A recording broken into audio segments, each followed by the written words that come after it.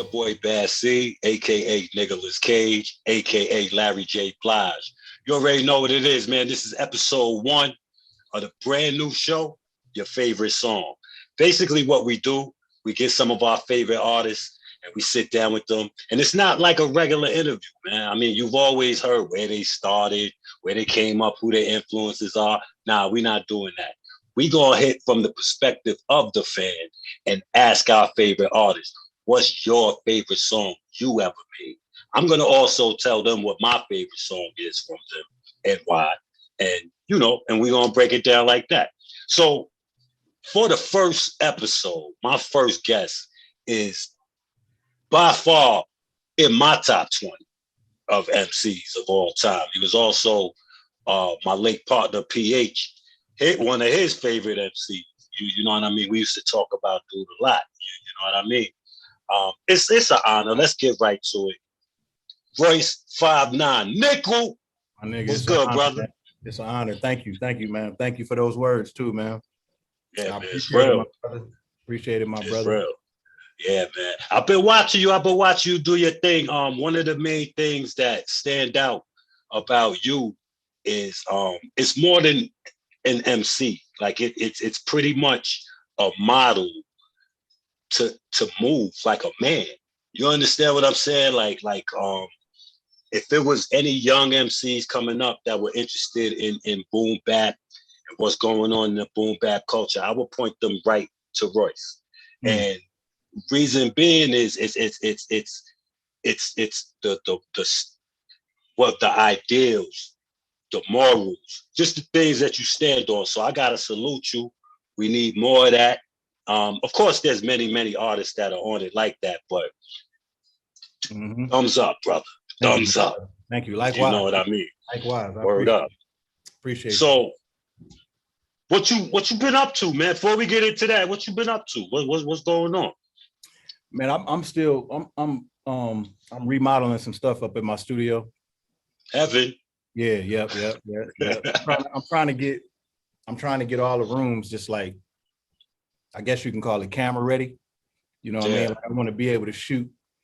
Like if I have like an idea for content or something like that, any kind of idea that I have, I want to be able to shoot it. So I've been going down these rabbit holes, you know what I'm saying? Like I've been looking at, I've been buying cameras and different kinds of lights and trying to figure out how to like light shots and you know what I'm saying? Like, and just getting into like the whole, going down the rabbit hole of just like interior, like design, you know what I'm saying? Like making shit look like having a vision of something in my head and kind of making it just stuff that I could do to just kind of pass the time, man. I feel like the pandemic is giving us nothing but time. You know what I mean? Like I ain't never been one to like rush music out there. Like the pandemic caught me at a time where I just feel like if it was some years back, then I probably would boom. I probably would have shot 2 projects out by now. You know what I'm saying? Yeah. The pandemic caught me at a time where I kind of said a lot of the things that I kind of want to say. You know what I mean? And I don't really feel like that we need to be speaking all the time. You know what I'm saying? Like, I think that's one of the things that separates a good artist from a great artist, from just a novice artist. You know what I mean? Not just having ability, but also being aware and being able to read the room and know when you don't need to be speaking, you know what I'm saying? And not just going in there and laying shit down and putting it out just for the sake of saying that you're putting out music, you know what I mean? And definitely just trying to make everything that I do and everything that I say, I want to make it count, you know what I mean? So the next thing that I do creatively, I really want it to be special, and I want it to be the right thing. I want it to be the right messaging, you know what I mean? Like I don't want to rush it, because anything that I ever kind of like forced, it never works for me. You know what I'm saying? Yeah. Usually when I just let things kind of like, let the chips kind of fall where they may, you know what I mean? And just kind of like go toward whatever my heart is telling me, like whatever I'm passionate about at the time, you know what I mean? And I'm learning that there's many things, man. There's many passions. There's a lot of other things that we interested in than just bars, you know what I'm saying? So yeah, that's a fact. I'm getting a lot of fulfillment in doing community shit. You know what I'm saying? Like a lot of fulfillment doing that. You know what I mean? Like working kind of boots to the ground, so to speak. You know what I mean? Like being in the element, trying to be the change that I want to see, that I feel like we need to see, so to speak. So, Right. and just, also playing social media. When I say playing it, just being aware of everything that's going on. I mean, and then just being out there in the stratosphere, just kind of, keeping shit interesting. You know what I'm saying? Yeah, absolutely. Pretty much it, and then, the world is just giving us a whole lot of shit to discuss and a That's whole a lot of fact. shit to feel away about. I That's a personally feel fact. like this is like the craziest time ever. Ever. Unless Ever. unless I can talk to an elder and they can tell me, they can shed some light on a different time that I wasn't privy to, that I didn't live through. You know what I'm saying? That they can compare and contrast in that way. But bro, I've witnessed, when I say witness, I mean like dealt with firsthand more death in the last 2 years than I have my entire life. Yeah, absolutely. Absolutely. And Absolutely. my entire life, my nigga. Same here. Crazy. Crazy. Nuts. And it's wild because a lot of the people that I lost, I'm tripping because they survived the whole streets, survived that whole thing, the whole 90s, all of that. Got into the 2000s, settled down, got a family, and died of COVID. Yep. You know what I'm saying? Like it's crazy. It's crazy. Crazy. Well, as a fan of you, we hope to hear a lot more coming in the future as far as the music is concerned. One thing that I think that hip hop is really missing now is the art of being a fan. You know, I think that has been misplaced because everybody either could do what you do or know somebody who does what you do. It's sad. So I want to kind of bring that back. It ain't too cool to be a fan. You know, of things, and that's what we're trying to bring back here. So on that note, as a fan, I'm gonna tell you first what my favorite Royce 5'9" record is. Now it was tough. It was tough because it was between two records, and I'm gonna cheat a little bit and tell you what the two records are, right? All right. But I'm gonna tell you why I picked what I picked. Now, the one that was the runner-up is which is cool. Okay. That's the runner-up, and reason why I like that. Let me take a sip of the monster. This is for Royce. You know what I'm saying? Well, reason why I like which is cool. I mean, aside from the fact that Knox did the production, you know what I'm saying? Shout to him. Did a lot of work with him as well. But I think the visuals of it is what really did it for me. Because I heard the record and I love the record. You always get busy on the record. You know what I'm saying? But the visual of it, just how cool, which is cool. Which is cool. Which is cool. You know what I'm saying? All this stuff happening in the back. Like, this is fire. Then he walks out. If y'all have not seen Which is Cool, you gotta see Which is Cool. Right? That was the runner-up. Okay. But the number one record, it might be cliche, but I have to go with it, and it's Boom. And reason being, me and PH, it's more of a nostalgic thing. You know what I'm saying? Me and PH used to rhyme to that beat, play the song anywhere you go during that time, during the hip hop era, during that time, like whether it be open mics or whatever. You know, they throwing the Benjamins on as a beat. They throwing, there's certain beats they throwing on, and Boom is one of them. They're putting Boom on.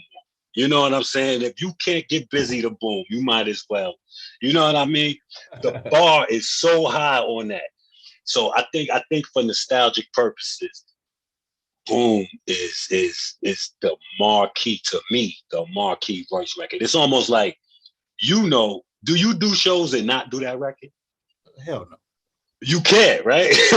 So, it's one of them things. I always like to say that, like, you got you got hit records, which what I found over the years after doing my due diligence and just being a fan, I found that that's subjective. Yes. The word hit, the phrase hit record is subjective, man. Yes. It's all about how you look at it. And the fact that we are programmed as artists to come into this motherfucker and think really, really short-sighted. You know what I'm saying? So if you're talking about a record that gets you a bunch of popularity and a big pile of money really, really fast at the very beginning and then goes away, a lot of those records go away. Right. You know? Like I had a record called Lighters with Bruno Mars and Eminem. Fire. It was huge. And you know, it just shrunk, and then it just disappeared.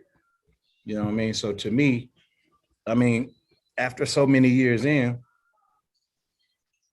I feel like those kinds of records aren't hit records to me. Oh. Because I feel like you got hit records and then you have important records. Now, Boom is an important record for my catalog, because it never impacted the way Lighters did, and it never got me a big pile of money at one time, at any time. But there never was a time that it didn't show up on every single statement that there is associated with me. Right. Even if it was just something super small, there never was a statement where it didn't exist. It exists my entire career. All the time. Yep. And I feel like every artist has those records, you know what I mean? Like Fabulous Breathe, Jadakiss, We Gonna Make It, you know, Jay-Z got a ton of them. Yeah. And a lot of them wasn't the records that was, you know, marketed to you as singles. You know what I mean? Biggie, Pac, they all got a ton of them. They got important songs, you know what I mean? That's gonna last forever. Illmatic the entire album is important. There's not one song on there that you can single out and say, yo, that's the hit off the album. The entire album is a classic. It's important. And that's the reason why Nas is so important, because he makes those classic albums. So if we could somehow relay that to the generations to come, that it's not about coming and making a big splash with a record. And if you can do that, that's great. But the focus should always be to create something that can be self-serving to you for long periods of time, if not forever. Because that's exactly talk to him.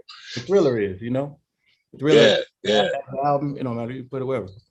Thriller as an album is just important. You know what I mean? Yeah, it's big ass songs on it, but at the end of the day, it's just going down in history as Thriller. It's a body of work that's just important. You know what I mean? And that master itself is worth something, and is always going to be worth something. You'll always be able to take it and leverage it against something in order to make money off of it. You can always be able to pull the worth out of it. You know what I'm saying? So for me, I definitely would pick Boom.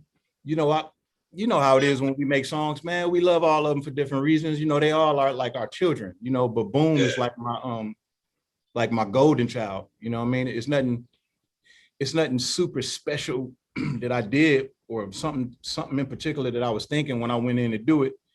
It was just another day at the studio. You know what I mean? Actually, Preem made the beat for Capone and Noriega. Like when I walked into the studio, he was making it and he was just wrapping up the beat. And he was like, yo, I was just finishing this up for Capone and Nori, and then I'm about to jump on yours right after this. And I looked around the studio, because we was at D&D and shit, and I looked, because there was a lot of niggas in there, but I ain't see Nori nowhere. You know, Nori, my man, you know, he was signed a Penalty, I was signed a Tommy Boy. You know what I'm saying? So we used to see each other all the time. You know what I'm saying? So I'm looking around, I ain't see Capone or Nori nowhere. I'm like, they here? And he like, nah, they ain't get here yet.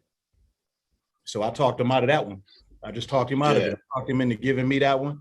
And then he made theirs right after that. And do they know this? Do they know? I think they know now. I think they know now. I think I may have talked about this shit on Drink Champs with Nori before. Or yeah, one of the times that I went on there with him, I think we talked about it. You know what I'm well, saying? I'm about to say, hold on, do we got a Jopra moment right here? Like, is that what we got? I said it before. But the joint that Preem made for them that same day, that's a motherfucker is a classic. The